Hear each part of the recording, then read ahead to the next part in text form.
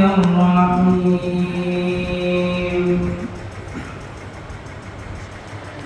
قد أفلح المؤمنون الذين هم في صلاتهم خاشعون والذين هم عن اللغو معرضون والذين هم للزكاة فاعلون والذين هم لفروجهم حافظون إلا على أزواجهم أو ما ملكت أيمانهم فإنهم غير ملومين فمن ابتغى وراء ذلك فأولئك هم العادون والذين هم لأماناتهم وعهدهم راعون والذين هم على صلواتهم يحافظون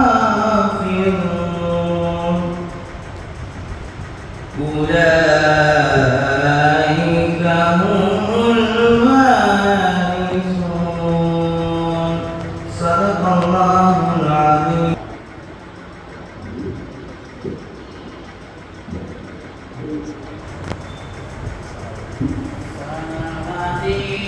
على النبي مع السلام هو خير الأنام وخير التمام.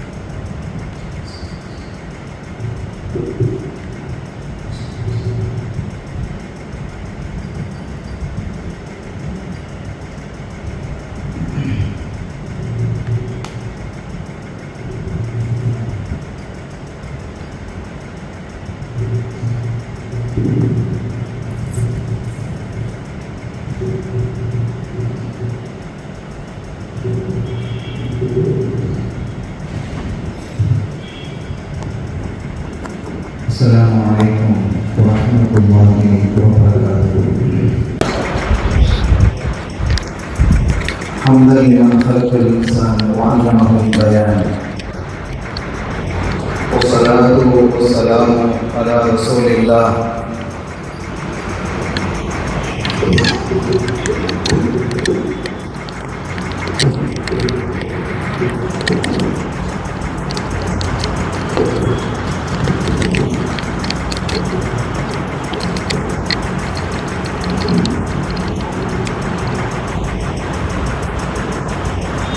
وعلى آله حزب الله وصحابه جند الله وبعد.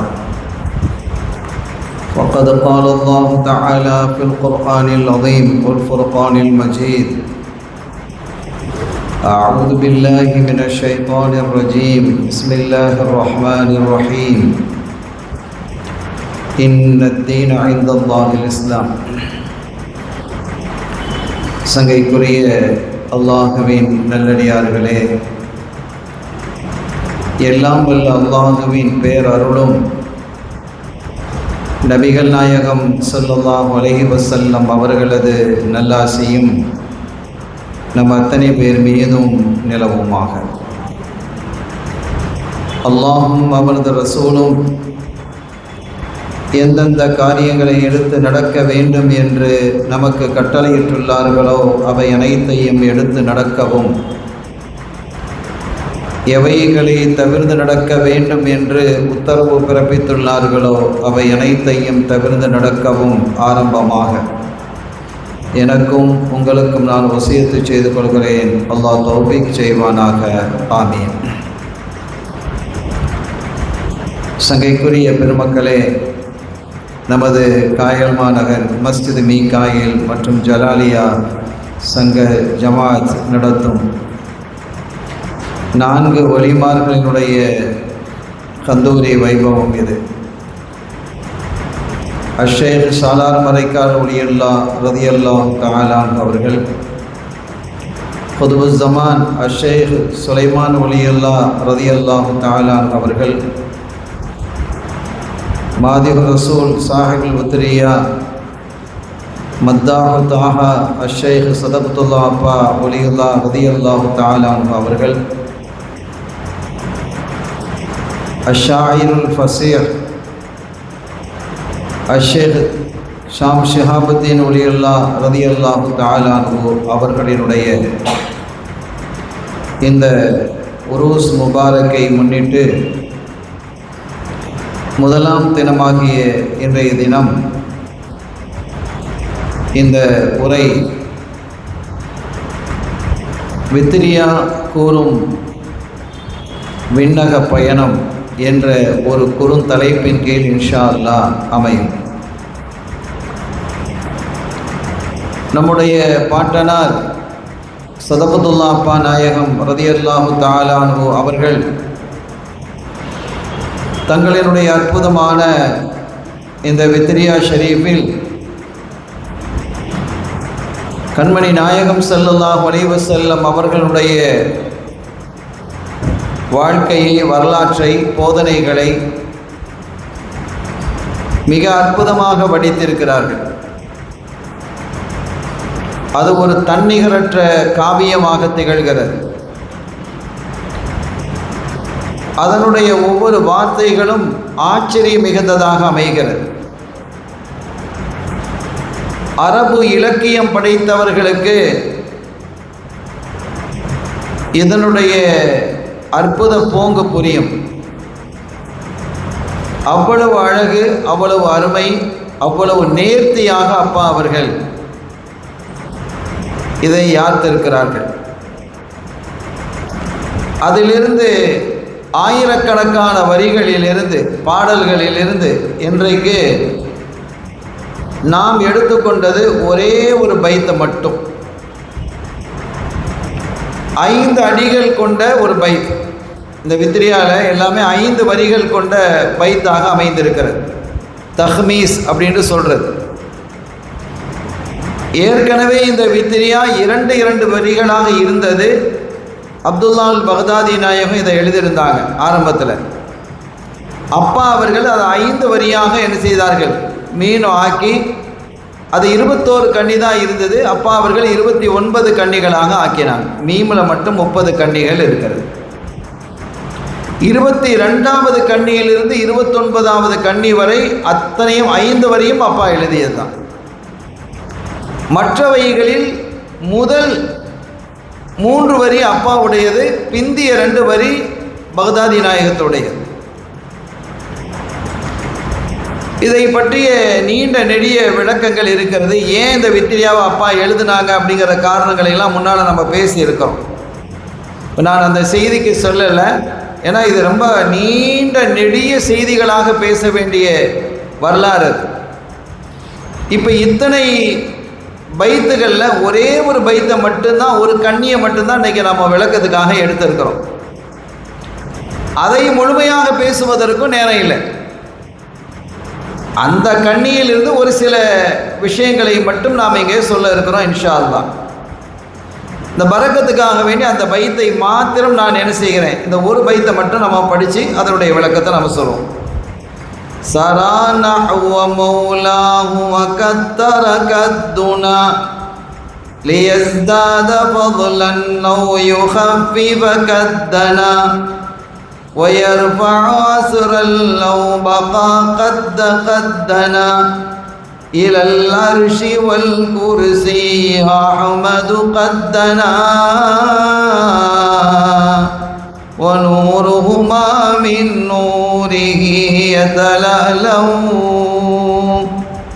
ஸல்லல்லாஹு அலைஹி வஸல்லம் மேராஜுக்கு போகிறாங்க. இந்த வரிக்கு, இந்த பைத்துக்கு, இந்த கண்ணிக்கு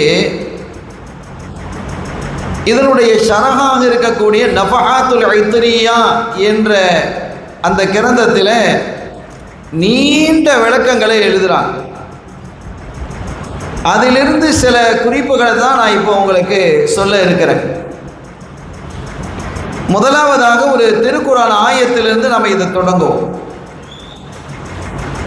எல்லாமல்ல ரப்புல் ஆலமீன் அல்லாஹ் சொல்லும் பொழுது ல ஹல்குஸ் ஸமாவாதி வல் அர்த் அக்பர் மின் ஹல்கின் நாஸ் வலாக்கின் அக்தரன் நாஸி லா யஅலமூன் என்கிறான். வானங்கள் பூமியினுடைய படைப்பு என்பது ரொம்ப பிரம்மாண்டமானது. எதை விட பிரம்மாண்டமானது? மனித படைப்பை விட பிரம்மாண்டமானதுங்கிறான். மனித படைப்பும் பிரம்மாண்டமானது தான். மனுஷ படைப்புங்கிறது ஒரு ஆச்சரியமானதா இல்லையா? நீங்கள் கொஞ்சம் சிந்தித்து பார்த்தா தெரியும். இந்த குர்ஆனுடைய வசனங்களை தர்ஜமா வச்சு மட்டும் விளங்க முடியாது. அது கடல், அது குர்ஆன் என்பது. வானங்கள் பூமி இந்த இரண்டும் இதனுடைய படைப்புகள் அக்பரு மின் ஹல்கின் நாஸ், மக்கள் மனிதர்களுடைய படைப்பை விட பிரம்மாண்டமானதுங்கிறான். அப்போ மனித படைப்பு பிரம்மாண்டம் இல்லையான பிரம்மாண்டம், அதை விட அது பிரம்மாண்டங்கிறான். நீங்கள் மனித படைப்பை முதல்ல நீங்கள் சிந்திச்சு பாருங்க. ஒரு மனிதன், ஒரு பெண், ஒரு தாய் ஒரு குழந்தையை பெற்றெடுக்கிறார். அந்த குழந்தைக்கு பசிக்குது அப்படின்னு சொல்ல தெரியுமா? தெரியாது. தாகமாக இருக்கு அப்படின்னு சொல்ல தெரியுமா? தெரியாது. வயிற்றை வலிக்குது சொல்ல தெரியுமா? ஒன்றும் சொல்ல தெரியாது. சரி, குழந்தை பிறந்தா என்ன செய்யணும்? பால் குடிக்கணும், தாயிட்ட பால் குடிக்கணும். அது பால் குடிக்க போய் தெரியுமா? தெரியாது. அதுவும் தாய் தான் என்ன செய்யணும்? தூக்கி வச்சு பாலை குடிக்கணும், மடியில் வச்சு பாலை கொடுக்கணும். அப்படி தானே மனுஷன் இருக்கிறான். நம்மளாம் அப்படியே தான் இருந்துட்டு வந்திருக்கிறோம். நம்மளும் பிள்ளைகளை பெற்றுருக்கிறோம், பேர பிள்ளைகளை பார்த்துக்கிட்டு இருக்கிறோம். அப்போ ஒரு பால் கூட குடிக்க தெரியாததாக தான் நாம் இருந்தோம். ஆடு இருக்குது பாருங்க, ஆடு குட்டி போடுது. குட்டி போட்ட கொஞ்ச நேரத்திலேயே எலும்பி நிற்குது. தாயினுடைய மடுவை போய் அது போய் என்ன செய்யுது? பால் குடிக்குது. குடிக்குதா இல்லையா? அது தூக்கி மடியில் வச்சுக்கிட்டு பால் கொடுக்குதா? எங்கேயாவது யார் வீட்டு ஆடாவது, உங்கள் வீட்டில் யாராவது ஆடு மடியில் தூக்கி வச்சு பால் கொடுத்துருக்க பார்த்துக்கிறீங்களா? அது ஆடு, மாடு, குதிரை எதுவாக இருந்தாலும் அந்தந்த மிருகங்கள் தன்னுடைய தாயினுடைய மடுவை தேடி சென்று பாலை குடிச்சிடும், எழுந்து நிற்கும். ஆனால் பிறந்த குழந்தைக்கு பொருளை கண்ணே தெரியாது, காதும் கேட்காது. கண்ணும் தெரியாது, காதும் கேட்காது. இப்போ தாய் ஆடு கொஞ்சம் தூரம் போயிடுச்சு, இந்த குட்டி கத்துதுன்னு வைங்க, அது அங்கேருந்து பதில் கொடுக்கும், தன் குட்டியினுடைய சத்தம் கேட்கும். அது கொடுத்த உடனே இதுக்கு நம்ம அம்மா பக்கத்தில் தான் இருக்கிறா அப்படின்னு இந்த ஆட்டுக்கு விளங்கிக்கிடும், இந்த மாட்டுக்கு விளங்கிக்கிடும். மனுஷன் மாட்டுக்கு தான் விளங்காது, மனுஷனுக்கு விளங்குமா? விளங்காது. மனிதனுக்கு தெரியாது தாயா அது யாரு ஒன்றும் விளங்காது. குழந்தைகளுக்கு எதுவும் விளங்காது, காதும் கேட்காது, கண்ணு தெரியாது. முதலாவதாக காது திறக்கும், சப்தம் தான் கொஞ்ச நாள் போனோன்னு காது திறக்கும். அப்போ அந்த தலையை அங்கங்கே திரும்பும், தெரியாது. அதுக்கு பிறகு கண் திறக்கும். மனிதனுடைய படைப்பை அல்லாஹ் எப்படி வச்சுக்கிறான் பாருங்க, கண் திறக்கும். அப்படி கண் திறந்த போது இப்போ எத்தனை கலர்கள் இங்கே இருக்குது, இந்த கலர்லாம் தெரியாது, பிளாக் அண்ட் ஒயிட்டாக தான் இருக்கும் எல்லாமே. குழந்தைகளுக்கு எப்படி இருக்கும்? பிளாக் அண்ட் ஒயிட்டாக தான் இருக்கும், கலர்ஸ்லாம் தெரியாது. கலர் தெரியாது கொஞ்சம் காலம் போகும். இப்படி போய் போய் போய் அவன் வளர்ந்து பேசி ஆடி ஓடி ஆட்டம் பாட்டம் கூத்து கும்மாளம், அல்லது ஒரு பெரிய அறிஞராக அல்லது பெரிய விளையாட்டு வீரனாக திறமை மிக்கவனாக எப்படிலாம் வளர்றான், நாட்டையே ஆளக்கூடியவனாக மாறுறான். இதெல்லாம் எவ்வளோ பெரிய ஆச்சரியம். எத்தனையோ கண்டுபிடிப்புகளை கண்டுபிடிக்கிறான். ஒரு 100 வருஷத்துக்கு முன்னால் இந்த ஃபேன் இருந்ததா? விமானம் இருந்ததா? இன்னைக்கு வீட்டில் உட்காந்துக்கிட்டு இப்போ இந்த நிகழ்ச்சியை பார்த்துக்கிட்டு இருக்கிறாங்களா இல்லையா? வீட்டில் உட்காந்து நான் ஊரில் இல்லை, மாநிலம் கடந்து நாடு கடந்து கண்டம் கடந்து பார்க்குறாங்க. ஒரே நேரத்தில் பார்க்க முடிகிறதா இல்லையா? இதெல்லாம் மனித கண்டுபிடிப்பு தானே, மனுஷன் கண்டுபிடிச்சதானே இல்லையா? அப்போ எவ்வளோ ஆச்சரியமாக மனிதன் வளர்ந்துட்டான். அந்த ஆடு, அந்த ஆட்டுக்குட்டி, நம்ம சாப்பிட்ற வகைகள் எடுத்துக்கோங்களேன். சாப்பிடக்கூடிய வகை ஒரு காலகட்டத்தில் மனுஷன் என்ன செஞ்சான்? பொரிச்சு சாப்பிட்டானா? இல்லை. ஒரு கோழியாக இருந்தால் அந்த கோழியை சுட்டு சாப்பிட்டான். முதல்ல பச்சையாக சாப்பிட்டான், அதுக்கப்புறம் சுட்டு சாப்பிட்டான். இன்றைக்கி கோழியில் எத்தனை வகை? டிசைனாக சொல்கிறான். ஹரியாலிங்கிறான், சிக்கன் 65ங்கிறான், தந்தூரிங்கிறான், என்னெல்லாமோ சொல்கிறான். வகை வகையான கோழியினுடைய பேர் வகை வகையாக மாறி போச்சு, வகை வகையாக ருசி ஆயிடுச்சு. என்ன மாதிரி உடைகளை மனிதன் போடுறான், டிசைனாக மனிதன் உடைகள் போடுறானா இல்லையா? அப்போ இதெல்லாம் கண்டுபிடிச்சது யாரு? மனுஷன் தானே. அப்போ மனிதனுடைய அறிவு அப்படியே வளர்ந்து வளர்ந்து வளர்ந்து ஒரு உச்சத்தை தொடுகிறது. ஆச்சரியமான படைப்புகளை அவன் கண்டுபிடிக்கிறான். விமானங்களை கண்டுபிடிக்கிறான். எவ்வளவு பெரிய சுமைகள் அதை சுமந்துக்கிட்டு போகுது. அதே மாதிரி ராக்கெட்டை கண்டுபிடிக்கிறான். அது எவ்வளவு தூரம் போகிறது. சந்திர மண்டலத்தில் போய் இறங்குது, செவ்வாய் கிரகணத்தில் போய் இறங்குது, பல லட்சம் கிலோமீட்டரை கடந்து போகுது. இதெல்லாம் மனிதனுடைய கண்டுபிடிப்பு இல்லையா? இந்த மொபைல் எவ்வளோ பெரிய விஷயமாக இருக்கிறது. ஒரு காலத்தில் ஃபோன் பேசுகிறது தான் இந்த பிள்ளைகளுக்கெல்லாம் என்னென்னே தெரியாது. ஃபோன்லாம் வீடுகளில் ஃபோன்லாம் கிடையாது. இந்த சுற்றி பேசுகிறாங்க, ட்ரிங்க் அடிக்குது இல்லை. இந்த ஃபோன்லாம் வீடுகள் எல்லா வீடுகளையும் இருக்காது. பெரிய யார் வீட்டில் இருக்குதோ அவங்க பெரிய பணக்கார வீட்டில் தான் ஃபோன் இருக்கும். இன்றைக்கி எல்லாரும் துப்புரவு தொழிலாளர்கள் கையிலையும் ஃபோன் இருக்குது, விவசாயிகள் கையில் ஃபோன் இருக்குது, செல்வந்தர் கையில் ஃபோன் இருக்குது, ஆசிரியர் கையில் ஃபோன் இருக்குது, பசங்க கையில் ஃபோன் இருக்குது.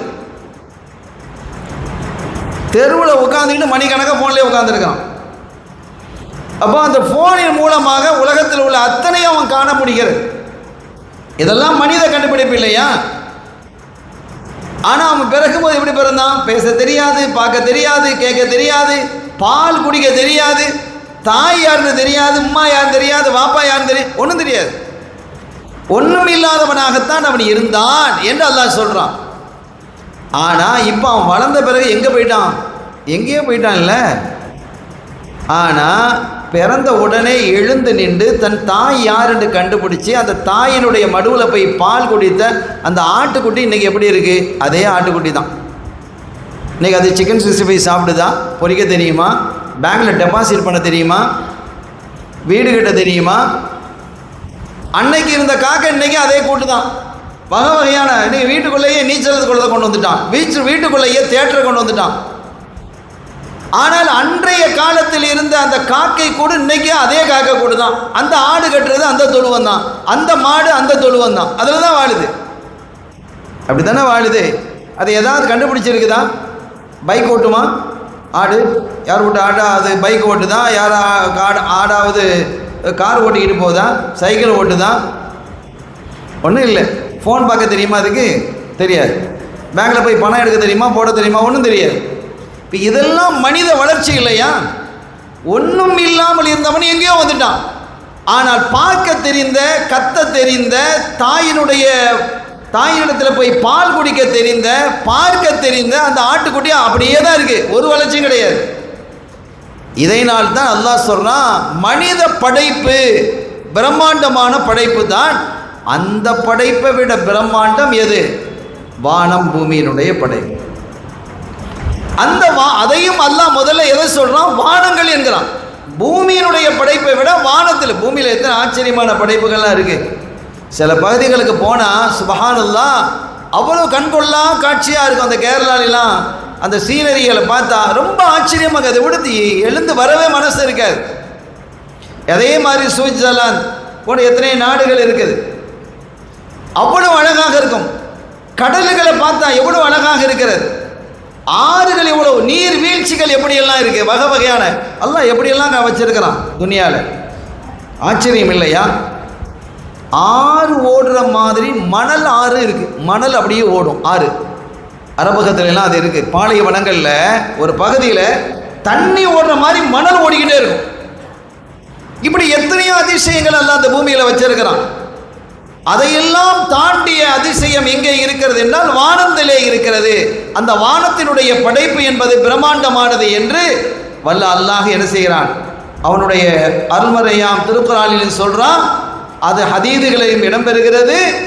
அதே மாதிரி நம்முடைய அப்பா அவர்கள் தங்களுடைய வித்ரியாவிலே ஆரம்பத்திலேயே இந்த மேராஜினுடைய விஷயத்தை எடுத்து வானங்களினுடைய அதிசயங்களை பற்றி நிறைய பேசுகிறாங்க.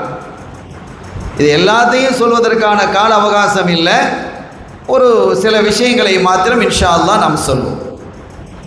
இந்த வானத்தை அல்லாஹ் சொல்கிறான், இந்த வானம் எப்படி படைக்கப்பட்டிருக்கிறது என்று நீங்கள் பார்க்க வேணாமா? வஇல ஸமாஇ கைஃப ருஃபிஅத், இந்த வானம் எப்படி உயர்த்தப்பட்டிருக்கிறது என்று நீங்கள் ஆய்வு செய்ய மாட்டீர்களா, பார்க்க மாட்டீங்களா அப்படின்னு கேட்குறான். இப்போ இந்த கட்டிடத்துக்கு அடுத்துக்கு எத்தனை தூண் இருக்கு? இந்த கட்டிடத்துக்குள்ளே எத்தனை தூண் இருக்கு? வானத்துக்கு எத்தனை தூண் இருக்கு? ஒன்றும் இல்லையே. எப்படி நிற்கிது அது? ஆச்சரியம் இல்லையா? அப்போ கைர் இமாத், தூண்கள் இல்லாமல் நான் எப்படி உயர்த்தி வைத்திருக்கிறேன் என்று நீங்கள் பார்க்க வேண்டாமா அப்படின்னு கேட்குறான். இதை ஆய்வு செய்து தான் நிறைய பாலங்களை இன்னைக்கு கட்டுறான். இடையில தூண்கள் வராமல் மேலே கொண்டு வந்து வச்சிடுறது. அந்த மாதிரி விஷயங்களை இந்த ஆயத்தை அடிப்படையாக வைத்து இன்னைக்கு கண்டுபிடிச்சிருக்கிறான். இப்போ வானம், அந்த வானத்தை பார்ப்பதற்கு, அந்த வானத்தில் உள்ள அதிசயங்களை காண்பதற்கு நம்ம இதயவேந்தர் காத்தமுர் ரசூல் முஹம்மது ரசூலுல்லாஹி ஸல்லல்லாஹு அலைஹி வஸல்லம் அவர்கள் என்ன செய்கிறாங்க, போகிறாங்க, அல்லாஹ்வை சந்திக்க போகிறாங்க வானத்தில். அப்போ போகும்போது அதுக்கு நிறைய செய்திகள், நிறைய காட்சிகள், பைத்துல் மக்தஸில் நிறைய நிகழ்வுகள். இது எதையுமே நம்ம இப்போ பேச போகிறதில்லை. நம்ம வானத்திலே உள்ள செய்திகளை மட்டும் கொஞ்சம் நம்ம என்ன செய்ய போகிறோம், கொஞ்சம் நேரம் பேச போகிறோம். முதலாவதாக என்னென்னா, வானத்தில் போன உடனே ஒரு வாசல் இருக்குது, வானத்தின் வாசல். நீங்கள் இடையில கண்டுபிடிச்சிருக்கிறான், விஞ்ஞானிகள்லாம் அதை பற்றி எழுதுகிறாங்க, வானத்திற்கு வாசல் இருக்குதுன்னு. அப்போவே அது ஹதீதில் வந்துருச்சு, வானத்துக்கு வாசல் இருக்குது. அந்த வாசல் வழியாக தான் மலக்குமார்கள் உள்ளே போவாங்க, கீழே இறங்குவாங்க. பாபுல் ஹஃபலா என்று அதற்கு பெயர். பாபுல் ஹஃபலா, பாதுகாப்பு வாயல் அப்படின்னு, செக்யூரிட்டி பண்ணப்பட்ட வாயல். அதுக்குள்ளே ஷைத்தான் உள்ளே நுழைய முடியாது, ஜின்கள் உள்ளே போக முடியாது. மலக்குமார்கள் வந்து போயிட்டு இருப்பாங்க. அப்போ அதற்கு அந்த வாசலுக்கு ஒரு முதலாவது வானத்தினுடைய பொறுப்பாளர் ஒரு ஆள் இருக்கிறாங்க, மலக்கு. அந்த மலக்கு பேர் இஸ்மாயில் அலைஹிஸ்ஸலாம். அவங்க தான் அதனுடைய பொறுப்பாளராக இருக்கிறாங்க. அவங்க அங்கே தான் இருப்பாங்க. ரெண்டாவது வானத்துக்கு போனதில்லை, வானத்தை விட்டு கீழே வந்ததும் இல்லை. அந்த முதல் வானத்தை விட்டு அவங்க மேலே ஏறினதே கிடையாது. படைக்கப்பட்ட காலத்திலிருந்து முதல் வானத்திலே இருக்கிறாங்க. கீழே இறங்கினதும் கிடையாது. ஒரே ஒரு தடவை கீழே இறங்கினாங்க. எப்போ இறங்கினாங்க? நமது கண்மணி ஸல்லல்லாஹு அலைஹி வஸல்லம் அவர்கள் வஃபாத்தான போது அந்த ஜனாசாவிலே கலந்து கொள்வதற்காக 70,000 தலைமை மலக்கு, அவங்களுடைய அசிஸ்டண்ட், அவங்களாம் தளபதிகள் தான். அந்த மலக்குமார்களுடைய இதில் என்ன செஞ்சாங்க, 70,000 பேரோட கீழே வர்றாங்க. அந்த 70,000 பேரும் லீடர்ஸ் தான். அந்த ஒவ்வொரு 70,000 பேருக்கு கீழேயும் 1,00,000 மலக்குமார்கள் இருக்கிறாங்க. அப்போ 70,000 லட்சம் மலக்குகள், அவ்வளவு மலக்குகள் கண்மணி ஸல்லல்லாஹு அலைஹி வஸல்லம் அவர்களுடைய ஜனாசாவிலே கலந்து கொள்வதற்கு வந்தாங்க. அது அல்லாமல் வேறு மலக்குகள் வந்தாங்க. இவங்க தலைமையில் வந்தது இந்த இஸ்மாயில் அலைஹிஸ்ஸலாம் என்ற முதல் வானத்தில் இருக்கக்கூடிய அவர்களுடைய தலைமையிலே வந்தது. இவ்வளவு பேர் என்ன செஞ்சிருக்கிறாங்க, வந்திருக்கிறாங்க. அப்போ முதல் வானத்தில் போன உடனேயே பல நபிமார்கள், எல்லா நபிமார்களும் சந்திக்க வந்தாங்க. யாரை? ஸல்லல்லாஹு அலைஹி வஸல்லம் அவர்களை சந்திக்க வந்தாங்க. எல்லாரும் நடந்து வந்தாங்க. ஒரே ஒரு நபி மட்டும் வாகனத்தில் வந்தாங்க. யார் அவங்க? நூஹ் நபி அலைஹிஸ்ஸலாம். அவங்க ரொம்ப வயசில் மூத்த ஆள் இல்லையா, அவங்கள மட்டும் அல்லாஹ் தஆலா, நீங்கள் வயசில் ரொம்ப பெரிய ஆளாக இருக்கிறீங்க. ஒரு கருத்தின்படி அவங்க இந்த துனியாவில் நபியாக வாழ்ந்தது 950 வருஷம். 1000 வருஷத்துக்கு 50 வருஷம் கம்மி. அவங்களுக்கு நபி பட்டம் வழங்கினது 200வது வருஷத்தில் ஒரு சொல்லின்படி. ஆக இந்த உலகத்தில் அவங்க 1150 வருஷம் வாழ்ந்துருக்கிறாங்க. இங்கே 50 வருஷத்துக்கே இழுக்குது. அப்போ 100 வருஷம் வாழ்ந்துறாரு அப்படின்னு சொன்னாலே ஒரு பெரிய செய்தியாக இன்றைக்கி பார்க்கப்படுது. 1150 வருஷம் வாழ்ந்துக்கிறாங்க. அப்போ அவ்வளோ பெரிய வயசு என்பதால் அவர்கள் மட்டும் ஒட்டகத்தில் என்ன செஞ்சாங்க, வாகனத்தில் அங்கேருந்து கண்மணி ஸல்லல்லாஹு அலைஹி வஸல்லம் அவர்களை சந்திக்கிறதுக்கு வந்தாங்க. மற்ற எல்லா நபிமார்களும் என்ன செய்யாங்க, நடந்து வந்தாங்க என்ற செய்திகளை நாம் பார்க்க முடிகிறது. கண்ணியத்திற்குரிய பெருமக்களே, 2வது வானத்துக்கு அவங்க போகிறாங்க. இந்த முதல் வானத்து செய்திலாம் சொல்லல. முதல் வானத்து ஆத நபி இருக்கிறாங்க, அவங்க பார்த்து சிரித்தாங்க, வந்து வலது பக்கம் பார்த்து சிரித்தாங்க, இடது பக்கம் பார்த்து அழுதாங்கலாம், அது இதுகள் இருக்குது. நம்ம அந்த செய்திகள்லாம் போகலை. முக்கியமான சில குறிப்புகளை மாத்திரம் நாங்கள் தந்துட்டு போகிறேன். 2வது வானத்துக்கு போகும்போது அங்கே சில மலக்குமார்களை பார்க்குறாங்க. அவங்க குதிரையினுடைய சூரத்தில் இருக்கிறாங்க. அந்த மலக்குமார்களுடைய தோற்றமே குதிரை மாதிரி இருக்கு. அந்த மலக்குமார்களுடைய தோற்றமே குதிரை மாதிரி இருக்குது. இவங்க யார் அப்படின்னு சொன்னால், ஸல்லல்லாஹு அலைஹி வஸல்லம் அவர்கள் யுத்த களத்திலே கலந்து கொள்ளும் பொழுது அவங்களுக்கு துணை நிற்கக்கூடியவர்கள். அவங்களுக்கு துணையாக இந்த மலக்குமார்களை என்ன செய்வான், அல்லாஹ் அனுப்புவான். இப்படி 2வது வானத்தில் இந்த காட்சியெல்லாம் பார்த்ததுக்கு பிறகு அடுத்து 3வது வானம், 4வது அப்படி போய்கிட்டே இருக்கிறாங்க. 4வது வானத்தில் தான் நம்ம எல்லாம் சந்திப்பாங்க. நம்ம எல்லாரும் சந்தித்து ஆகணும். இஸ்ராயில் அலைஹிஸ்ஸலாம் யாராவது தப்ப முடியுமா? மலக்குல் மௌத் அவங்கள சந்திக்கிறாங்க. அவங்களுடைய தோற்றத்தை, அசல் தோற்றத்தை பார்க்குறாங்க. மலக்குமார்கள் மனித உருவில் வருவாங்க, வேறு உருவங்கள்லையும் வருவாங்க. நாய் பன்றியினுடைய உருவத்தில் வரமாட்டாங்க. மற்ற எல்லா உருவத்திலையும் வருவதற்கு அவங்களுக்கு அல்லாஹ் தஆலா என்ன செஞ்சுருக்கிறான், ஆற்றலை கொடுத்துருக்கிறான். ஆனால் ஒவ்வொரு மலக்குகளுக்கும் அசல் தோற்றம்னு ஒன்று இருக்குமா இல்லையா? அசல் தோற்றம், அந்த தோற்றத்தை அவங்க பார்க்குறாங்க. பார்த்தா இஸ்ராயில் அலைஹிஸ்ஸலாம் அவர்களுடைய தலை எங்கே இருக்குது அப்படின்னா அரிஷுக்கு கீழே இருக்குது. அவங்களுடைய 2 பாதமும் எங்கே இருக்குன்னா 7 பூமிக்கு கீழே இருக்குது. எப்படி இருக்கும்? இங்கே வரைக்கும் ஒருத்தன் வயந்து இப்படி வந்தான்னு வைங்க, ஒரே ஓட்டமாக ஓடிடுவோம், கபகபா வரன்னு ஓடிடுமா இல்லையா? பயந்து ஓடுவோம். அந்த மாதிரி தோற்றத்தை பார்த்தா எப்படி இருக்கும்? அப்போ இவ்வளோ பெரிய தோற்றத்தை பார்த்தா எப்படி இருக்கும்? ஸல்லல்லாஹு அலைஹி வஸல்லம் ஆச்சரியப்பட்டு பார்த்தாங்க. அவங்களே சொல்கிறாங்க, ஆச்சரியமான நிகழ்வுகள் நிறைய நான் பார்த்தேன், காட்சிகளை நிறைய பார்த்தேன் என்று அண்ணலம் கண்மணி நாயகம் ஸல்லல்லாஹு அலைஹி வஸல்லம் அவர்கள் குறிப்பிடுகிறார்கள். அங்கே என்னன்னா ஒரே ஆட்டமும் ஓட்டமாக இருக்குது. அவர்களுக்கு கீழே பல லட்சக்கணக்கான மலக்குமார்கள் இருக்கிறாங்க. இஸ்ராயில் அலைஹிஸ்ஸலாமுக்கு கீழே பல லட்சக்கணக்கான மலக்குமார்கள் இருக்கிறாங்க. அவங்க வர்றதும் போகிறதுமா இருக்காங்க. என்ன விஷயம்? என்ன எல்லாம் ரூஹை கைப்பற்றுறது தான். ரூஹை உயிரை கைப்பட்டு கொண்டு வந்து வர்றது. இவங்க ஆர்டர் போட்டுக்கிட்டே இருப்பாங்க. நீ அங்கே போ, நீ காயல்பட்டத்துக்கு போ, நீ ஆத்தூருக்கு போ, நீ மெட்ராஸுக்கு போ, நீ ஹைதராபாத்துக்கு போ, நீ மக்காவுக்கு போ, நீ மதீனாவுக்கு போ, நீ பகதாதுக்கு போ, நீ அமெரிக்காவுக்கு போ, நியூசிலாந்து போ, இப்படி அனுப்பிக்கிட்டே இருப்பாங்க. ஆர்டர் கொடுத்துக்கிட்டே இருப்பாங்க. அவங்க போகிறதும் ரூஹை கைப்பற்றிக்கிட்டே வந்துக்கிட்டே இருப்பாங்க. இவங்க உட்காந்து ஆர்டர்ஸ். இங்கே எல்லாருக்குமே இஸ்ராயில் தான் பேர், அந்த இஸ்ராயில் கூட்டாது. அப்போ இந்த மாதிரி அவர்கள் என்ன செய்கிறார்கள், ஒவ்வொரு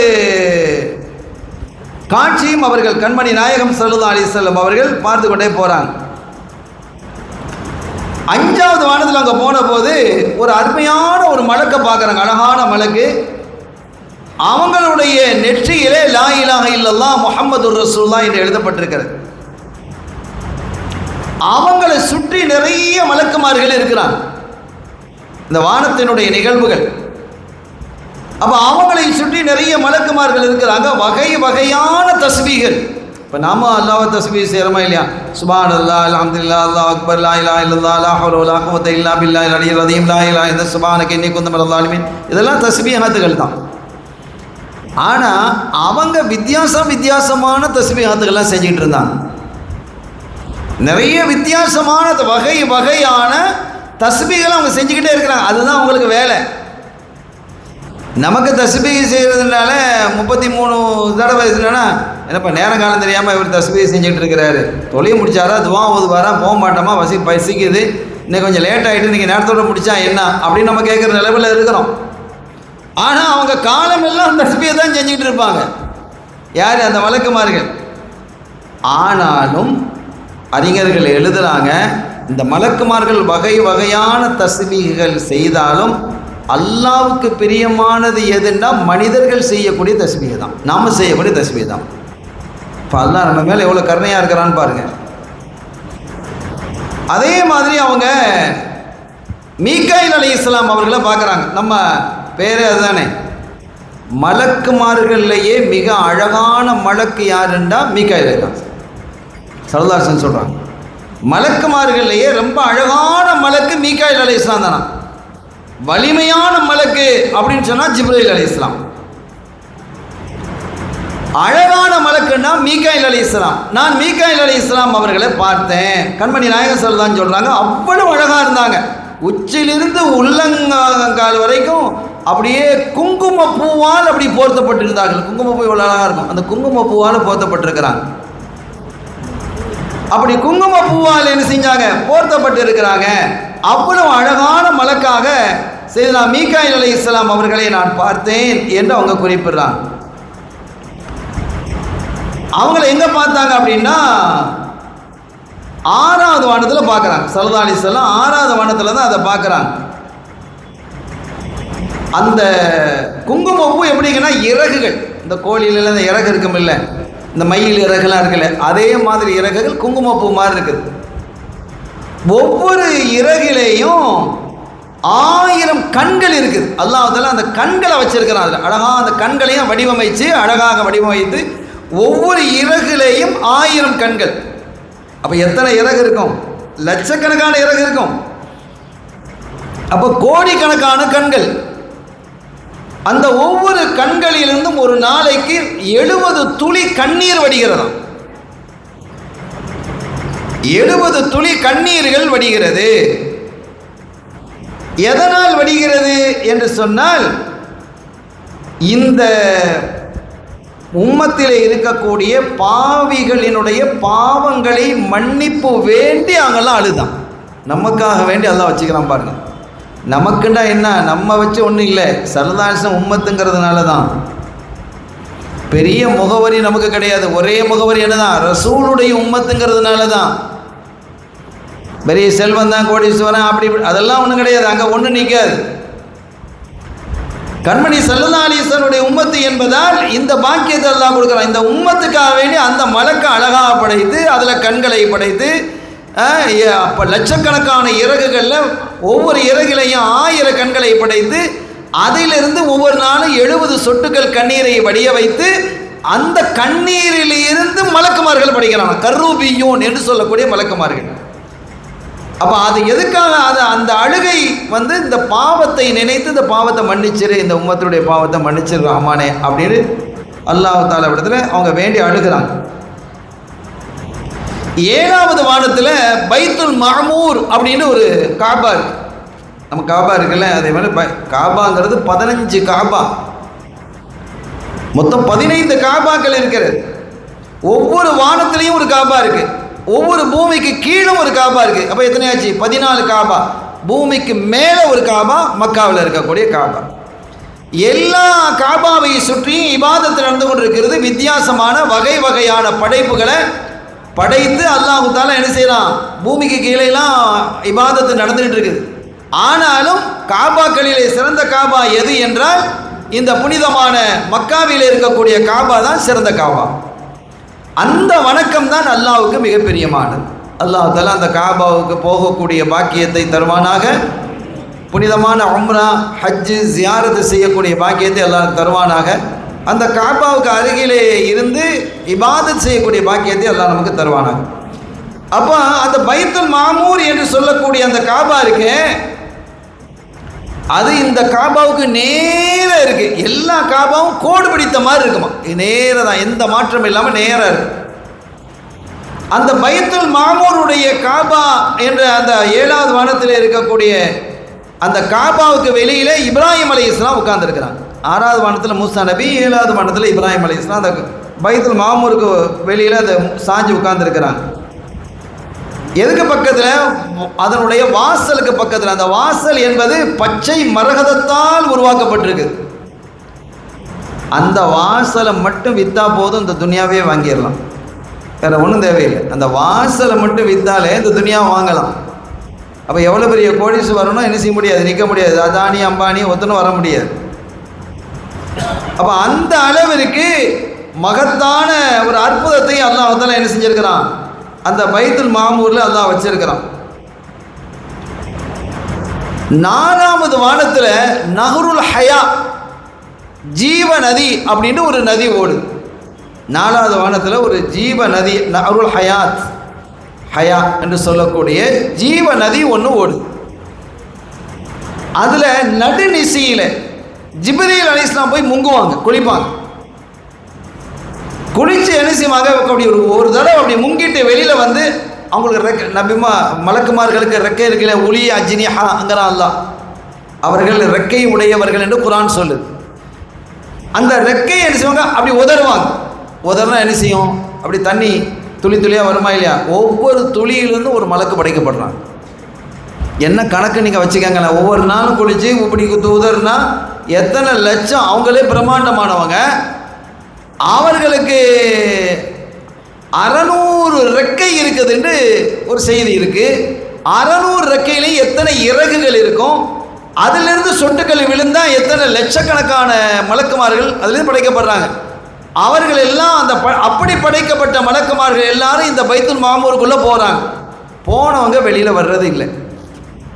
அல்லாஹ் தன்னுடைய அந்த கிப்ரியத், பெருமைத்தனத்தை காட்டுறான். நான் எவ்வளோ வலிமையானவன், எவ்வளோ பெருமைக்குரியோம் அப்படிங்கிறது. நீங்கள் என்ன பணம் படைத்தாலும், என்ன அறிவு படைத்தாலும், என்ன அழகு படைத்தாலும் நாம் பெருமைக்குரியவர்கள் அல்ல. அது அல்லாஹ் தந்தது. அப்போ ஒரு நாளைக்கு எத்தனை லட்சம் மலக்குமார்கள் அந்த பைத்துல் மாமூருக்குள்ளே போகிறாங்க. போனவங்க திரும்பி வர்றது இல்லைன்னா அது எவ்வளோ பெருசாக இருக்குன்னு நீங்கள் யோசிங்க. அது எவ்வளோ பிரம்மாண்டமாக இருக்கணும். இப்போ அவ்வளோ பெரிய மஸ்ஜிதாக அந்த பைத்துல் மாமூர் இருக்கிறது என்பதை நாம் புரிந்து கொள்ளணும். அதற்கு பிறகு ஸல்லல்லாஹு அலைஹி வஸல்லம் அவர்கள் சொர்க்கத்தை பார்க்குறாங்க. அது தனி செய்தியாக பேச வேண்டியது. இந்த சொர்க்கத்தினுடைய அழகு இருக்கே, அல்லாஹ் நமக்கு அதை நசீபாக்கி பாக்கியமாக்கி வைக்கட்டும். நம்முடைய பெற்றோருக்கும், நம்முடைய பிள்ளைகளுக்கும், நம்முடைய உஸ்தாத்மார்களுக்கும், நம்முடைய ஷேഖமார்கள், நம்முடைய பிள்ளைகள், நம்முடைய சந்ததிகள், மாணவ மாணவிகளுக்கு அல்லாஹ் நசீபாக்கி வைப்பானாக. சொர்க்கத்தை பற்றி பேசணுங்கிறது தனி அழகு. ஸல்லல்லாஹு அலைஹி வஸல்லம் ரொம்ப அழகாக சொல்கிறாங்க, ரொம்ப அழகாக சொல்கிறாங்க. அந்த செய்திகள் எல்லாம் நம்ம பேசுறதுக்கு உண்டான கால அவகாசம் இல்லை. ஒரு தகவலை மட்டும் நான் சொல்கிறேன் பாருங்கள். சொர்க்கலோகத்தில் மனுஷன் தூங்க மாட்டான். அது தெரியுமா உங்களுக்கு? தூக்கம் கிடையாது. தூக்கம் தானே சுகம், ஜாலியாக இருக்கும். தூங்குறோன்னா எவ்வளோ ஜாலி நமக்கு. தூங்குற நேரத்தில் காலையில் எழுப்பி அட மதரசாவுக்கு போனோம் எலும்படா அப்படின்னா அம்மா படாத பாடுபடுவா. அடே உஸ்தாது டைமுக்கு வர சொல்லிக்கிற எலும்பு 5 நிமிஷம் அப்படின்னு ஒன்று வச்சுக்க. எல்லா வீட்லேயும் இந்த 5 நிமிஷம் இருக்குது. 5 மினிட்ஸுமா அப்படிமா. இந்த 5 மினிட்ஸில் எழுப்புனா நம்ம 5 மினிட்ஸ், அந்த 5 மினிட்ஸாகவே இருக்கும். நீங்கள் பாருங்கள், அந்த 5 நிமிஷங்கிறது குறையாது. நம்ம மாதி ஒரு ரசூல் பிள்ளைகள்லாம் அப்படி இருக்க மாட்டாங்கன்னு நினைக்கிறேன். டைமுக்கு கிளம்பிடுறாங்க, அம்மா சொல்கிறதுக்கு முன்னாலே கிளம்பிடுறாங்க.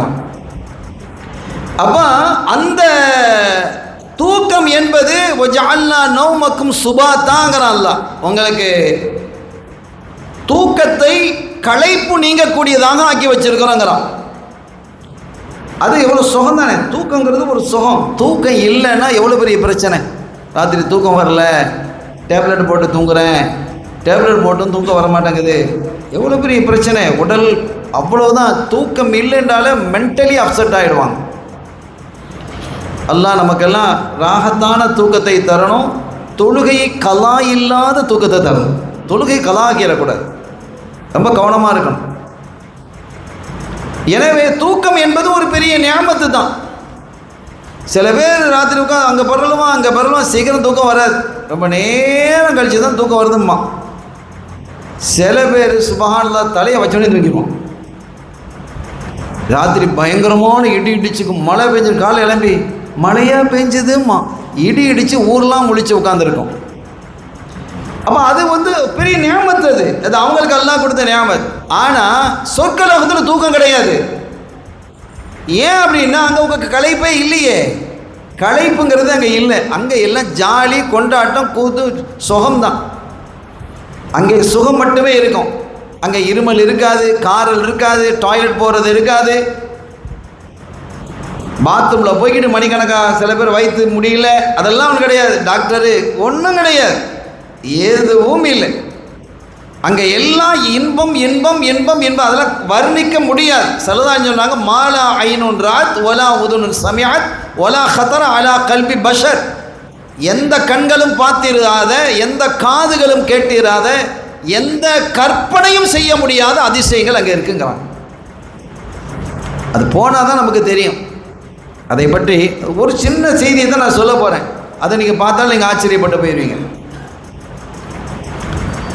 2 பேர் மாப்பிள்ளையும் பொண்ணும் சொர்க்கலோகத்தில் இருப்பாங்க. அப்படி உட்காந்துக்கிட்டு கட்டில் அப்படி சாஞ்சிக்கிட்டு 2 பேரும் உட்காந்து பேசிக்கிட்டே இருப்பாங்க, மணிக்கணக்காக பேசுவாங்க. இப்போ பொண்டாட்டிகிட்ட பேசுகிறதுக்கெலாம் நேரம் இல்லை. இருக்கா பாப்பா பேசுகிறாரா அம்மாட்ட? இல்லை, அவ ஃபோனில் உட்காந்து பேசிக்கிட்டு இருக்கிறாங்க. எல்லாம் ஃபோனில் தான் இப்போ இருக்குது. நேரம் கிடையாது, மனைவிட்ட பேசுறதுக்கு நேரம் கிடையாது. அவர் பிஸியாக இருக்கிறார். நான் ஆஃபீஸுக்கு போகிறேன், அங்கே போகிறேன், அங்கே போகிறேன்னு கேட்குறாரு. சொர்க்கத்துக்கு போயிட்டா பொண்டாட்டிகிட்ட பேசுகிறதே பெரிய இன்பமாக இருக்குமா, ரொம்ப இன்பமாக இருக்குமா. ஒரு கட்டத்தில் 2 பேர் உட்காந்து பேசுவாங்களாம். சுபஹானல்லாஹ், அவ்வளோ பேச்சல், அவ்வளோ இன்பத்தை அல்லாஹ் வச்சுருப்பான். இதெல்லாம் அங்கே போனால் தான் நமக்கு தெரியும். போவோம் இன்ஷா அல்லாஹ். அப்போ 2 பேரும் உட்காந்து பேசுவாங்களாம். பேசிட்டு சரி கொஞ்சம் நம்ம எழுப்பி வெளியில் போகலாமே, கொஞ்சம் நேரம் பேசிட்டோமேன்னு. அந்த பேசி முடித்ததுக்கு பேச ஆரம்பித்து எவ்வளோ நேரம் பேசிப்பாங்க தெரியுமா? கொஞ்சம் வெளியில் போகலாம், கொஞ்சம் நேரம் பேசிட்டோமேன்னு. அந்த கொஞ்சம் நேரங்கிறது எவ்வளோ தெரியுமா? அவங்க பேசி முடியும் போது 70 வருஷம் முடிஞ்சிருக்குமா. 70 வருஷம் பொண்டாட்டிகிட்ட பேசிக்கிட்டு இருப்பான். அப்போ அது எவ்வளோ பெரிய இன்பங்கிறது இப்போ நமக்கு விளங்காது. என்னடா இது, ஒரு 5 நிமிஷம் பேசினாலே பெரிய வம்பு வந்துடுது, பெரிய புடான்று. அவன் என்ன செய்கிறான், சத்தத்தை கூட்டுறான், அகப்பையை தூக்குறான், இவன் சத்தம் போடுறான், பெல்ட்டை கலத்துறான். அதெல்லாம் அங்கே நடக்குது. 5 நிமிஷத்துலேயும் இது நடக்குது. 70 வருஷமா அப்படிலாம் கற்பனை பண்ணக்கூடாது. ஆனால் அது இன்பம். இப்போ அங்கே ஒவ்வொருத்தருக்கும் வீடுகள் தரப்படும். ஆக குறைஞ்ச வீடு எவ்வளோ தெரியுமா? சும்மா நம்முடைய இதுக்கு சொல்கிறேன். நான் சொல்கிறது அதில் ஹதீஸில் வந்ததை விட சுருக்கி தான் நான் சொல்கிறேன். ஒரு வீட்டினுடைய அளவு சொர்க்கலோகத்தில் எவ்வளோ இருக்கும்? ஒரு வீடு ஆக ரொம்ப பெரிய சாலிஹானவங்க இருப்பாங்க, அவுலியாக்கள் இருக்கிறாங்க, நாதாக்கள் இருக்கிறாங்க, நபிமார்கள், ரசூல்மார்கள், அவங்களெல்லாம் நான் டச் பண்ண இல்லை. சொர்க்கத்துக்கு கடைசி சாதாரணமாக போயிருக்கக்கூடிய ஒரு மனுஷன், அவனுடைய வீடு எவ்வளோ தூரம் இருக்கும் அப்படின்னா, அவன் வீட்டினுடைய ஆரம்பம் பகுதி நம்ம காயல்படுத்தல் இருக்குன்னு வைங்க, அவனுடைய கோட்டை, அந்த வீடு முடிகிற கோட்டை வந்து மும்பைலாம் தாண்டி போயிடும். அப்போ இங்கேருந்து எங்கே போகிறது? வீட்டில் இந்த எண்ட்லேருந்து அண்டைக்கு போகிறதுக்கு ஃப்ளைட்டில் தான் போகணும். மும்பைலாம் தாண்டி போகணும். இந்த இந்தியா அளவுக்கு இருக்கும் வீடு, அவ்வளோ பேர். ஆனால் அதற்கான வாகனங்கள் அங்கே இருக்கும். வாகனங்கள்னா இப்போ நீங்கள் இங்கேருந்து ஏறி மும்பைக்கு போகிறீங்க, தூத்துக்குடின்னு வச்சுக்கோங்களேன். இங்கேருந்து மும்பைக்கு போகிறது தான் 3 மணி நேரம் ஆகும். அங்கே 3 நிமிஷம் ஆகாது. நீங்கள் இங்கேருந்து அந்த வாசலுக்கு அந்த கேட்டுக்கு போகிறதுக்குள்ளே அங்கே நீங்கள் என்ன செஞ்சிருவீங்க, இந்த எண்ட்லேருந்து அந்த எண்டுக்கு போயிடுவீங்க. அப்படி வாகனங்கள் அங்கே வச்சுருக்கிறான் அல்லாஹ். இதெல்லாம் சும்மா ஆடி காரு மாடி காருலாம் ஒன்றும் கிடையாது. இதெல்லாம் ஒன்றுமே இல்லாமல் போயிடும், சீண்டு போயிடும். அவ்வளோ பெரிய அற்புதங்களே அல்லாஹ் வச்சுருக்கிறான். சரி, இவ்வளோ பெரிய வீட்டில் எத்தனை பேருமா இருக்கிறது யோசிப்போமா இல்லையா? இந்த வீட்டில் எவ்வளோ, ஒவ்வொருத்தருக்கும் ஒரு வீடை கொடுத்தா, நம்ம ஊரில் கொடுக்குறாங்களா இல்லையா? ஒவ்வொரு பொம்பளை பிள்ளைங்க ஒரு வீடு கொடுக்குற மாதிரி ஒருத்தர் வீடு கொடுத்தா அந்த வீட்டில் எத்தனை பேர் தான் இருக்கிறது கேள்வி வருதா இல்லையா? இப்போ நம்ம இருக்கிறோம், அம்மா இருப்போம், வாப்பா இருப்போம், பிள்ளைகள் இருக்கிறாங்களா, ஒரு 5 பேர் 6 பேருக்கு இவ்வளோ பெரிய வீடை வச்சு என்ன செய்யணும் ஒரு கேள்வி வருதா? நம்ம பிள்ளைகள் அவங்க கல்யாணம் முடிச்ச பிள்ளைங்க தான் அவங்க பிள்ளையோட இருப்பாங்க, நம்ம வாப்பா அவங்களோட இருப்பாங்க. அப்போ நம்ம பிள்ளைகளோட இருப்போம். அப்போ நம்ம பார்த்தா மிஞ்சி போனால் வீட்டில் 2 பேர் தான் இருக்கிறோம், மாப்பிள்ளையும் பொண்ணும் தான். பிள்ளைகள்லாம் அவங்க மாப்பிள்ளை பொண்ணோட இருப்பாங்க. அப்போ இந்த 2 பேர் இருக்கிறதுக்கு இவ்வளோ பிரமாண்டமான வீடா?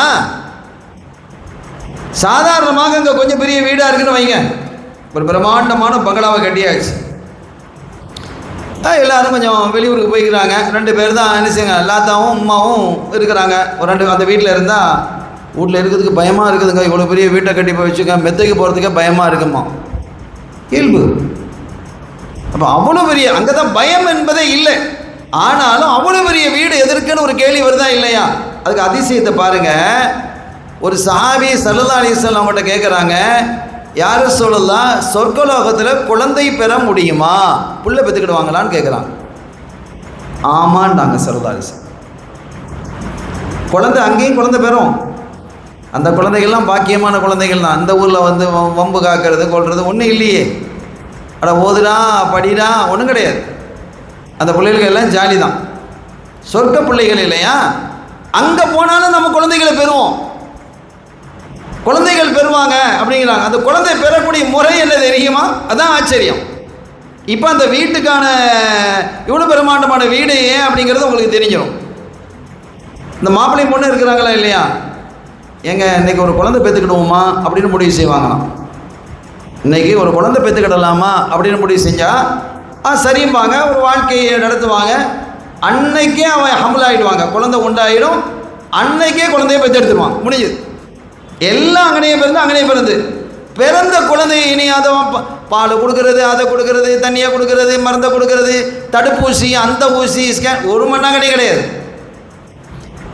பிறந்த உடனேயே அந்த குழந்தை 33 வயசில் வளர்ந்துடும், அவ்வளோதான். வாப்பாவுக்கும் பிள்ளைக்கும் ஒரே வயசு தான். இப்போ அந்த பிள்ளை எங்கே இருக்கும்? அந்த வீட்டில் இருக்கும். ஒரு நாளைக்கு ஒரு பிள்ளை பெற்றான்னு வைங்க, எத்தனை பிள்ளை? பெரிய கூட்டமாக, ஜும்மா கூட்டமாக தான் எங்கள் வீட்டில் பூரா. கலகல, சாப்பாடுக்கு பிரச்சனை இல்லை, என்னென்ன கேட்குறோமோ அதெல்லாம் வந்து வந்து வந்து அப்படி உட்காருது.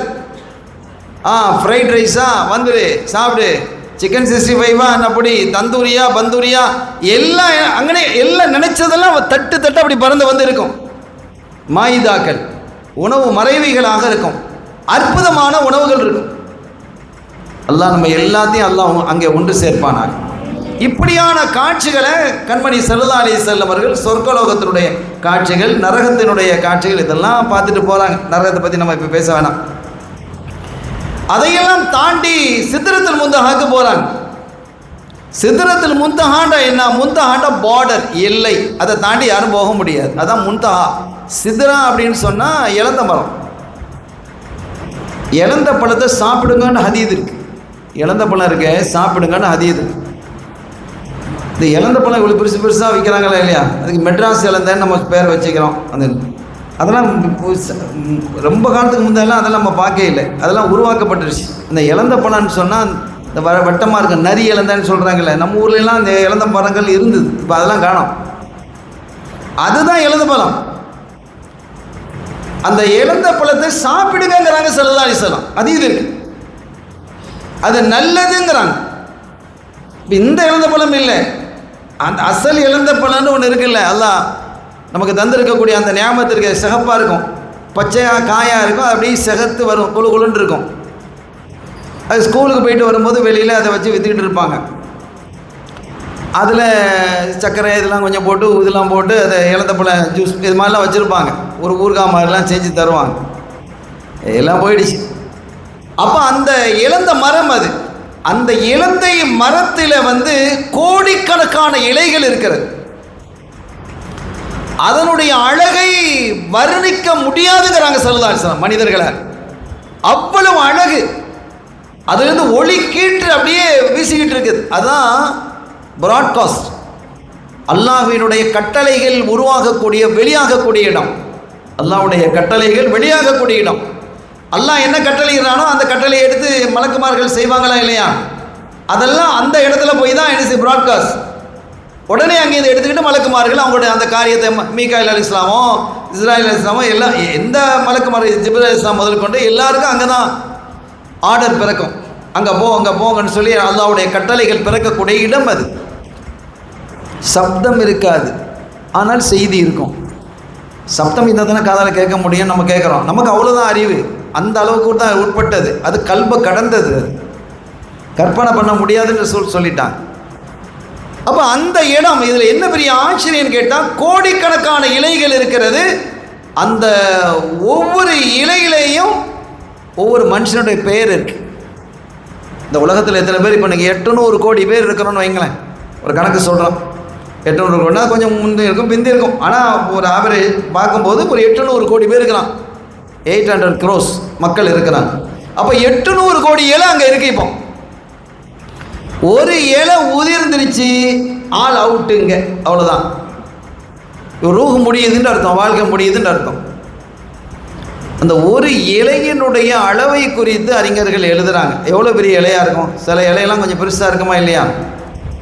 நீங்கள் முன்னாலேலாம் இப்போ நம்ம பள்ளிவாசல் நோன்பு திறக்க வர்றோமே, நோன்பு திறக்க வரும்போது என்ன செய்கிறாங்க, ஈச்சப்பழம் தர்றாங்க, சில இடங்களில் வடை தர்றாங்க, சட்னி தர்றாங்களான்னு தெரியல. முன்னால் சட்னி கொடுப்பாங்க.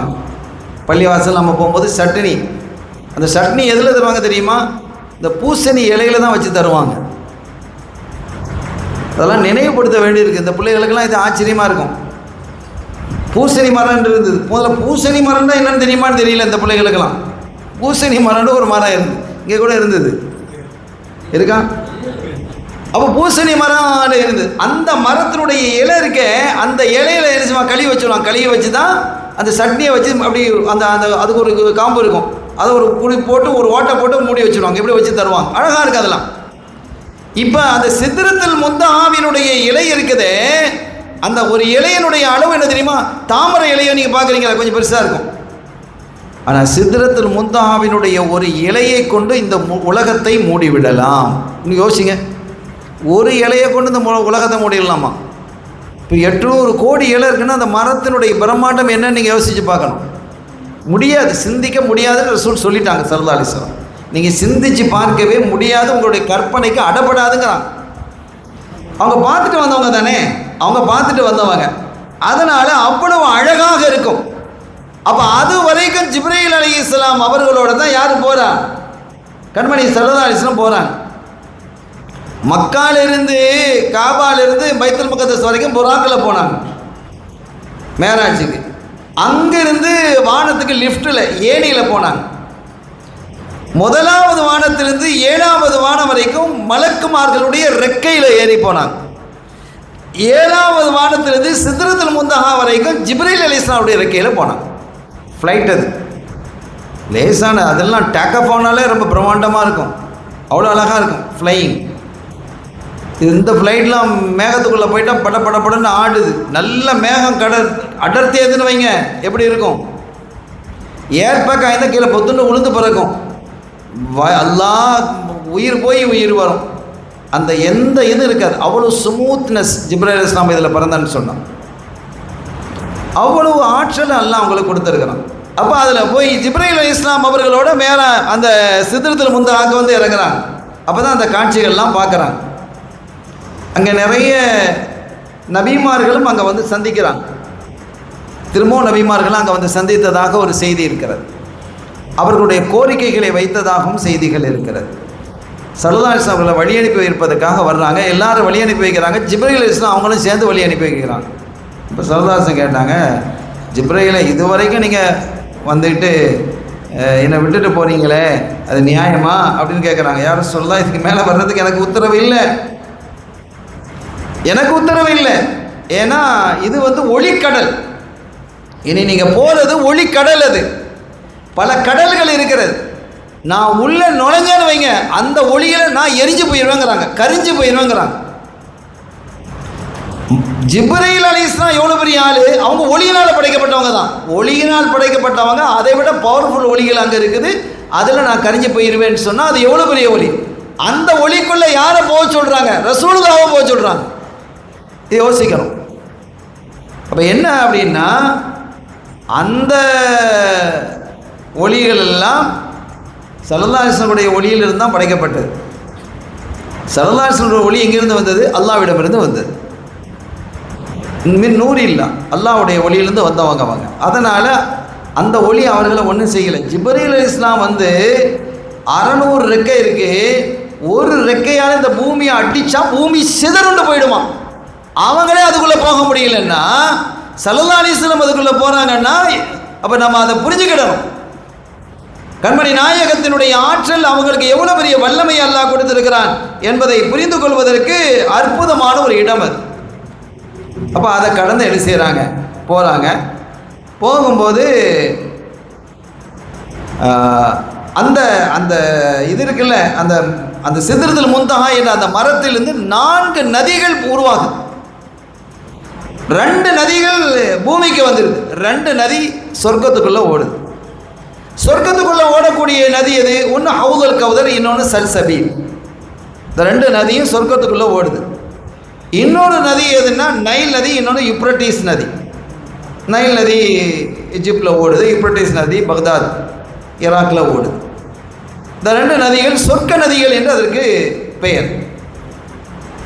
அப்போ அது எங்கேருந்து இறங்குறது, அந்த சொர்க்கத்திலேருந்து அந்த நதியெல்லாம் பூமிக்கு எப்படி வருது அப்படின்லாம் கேள்வியெலாம் இருக்கா இல்லையா? அதெல்லாம் விஞ்ஞானபூர்வமாக இன்றைக்கி நிறைய நிரூபணம் செய்வதற்கான ஆதாரங்கள் நிறைய குவிந்திருக்கிறது. ஆக அந்த சித்ரத்துல் முன்தஹாவை தாண்டி ஸல்லல்லாஹு போகிறாங்க. அப்படி போகும்போது பல்வேறு கடல்களை அவங்க பார்க்குறாங்க. இதில் முக்கியமான ஒரு செய்தியை நான் சொல்லிடுறேன். இப்ராஹிம் அலைஹிஸ்ஸலாம் அவர்களை சந்திச்சாங்களா இல்லையா? 7வது வானத்தில் பைத்துல் மாமூருக்கு வெளியில் அவங்க சாஞ்சி உட்கார்ந்துருந்தாங்க. ரசூலுல்லாஹ்வை எதிர்பார்த்துட்டு உட்கார்ந்துருந்தாங்க. அப்போ ஸல்லல்லாஹு அலைஹி வஸல்லம் அவர்களை கண்டோடனே மகனேன்னு அழைச்சாங்க. ஏன்னா அவங்களோட வாரிசுகள் தானே வர்றாங்க.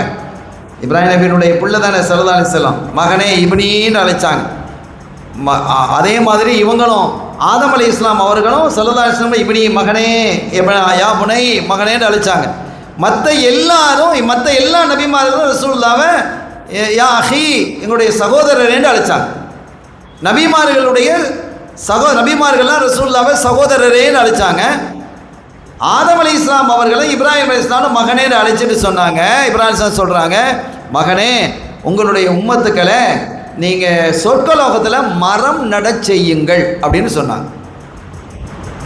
சொர்க்கலோகத்தில் நம்ம மரத்தை நடணுமா? அந்த மரத்தை நட்டுட்டா அந்த மரம் நமக்கு தான். அப்போ நம்ம என்னதாகிடுது? நமக்கு சொர்க்கம் கன்ஃபார்ம் ஆகுதா இல்லையா? அதுக்கு எவ்வளோ கிருபை அல்லாஹ் இந்த இப்ராஹிம் அலைஹிஸ்ஸலாம் மூலமாக வெளிப்படுத்தினான்னு பாருங்கள். உங்களுடைய உம்மத்தை சொர்க்கலோகத்திலே மரம் நட செய்யுங்கள் நாயகமே அப்படின்ட்டு மகனே அப்படின்னோடனே அது எப்படின்னு ஸல்லல்லாஹு கேட்குறாங்க.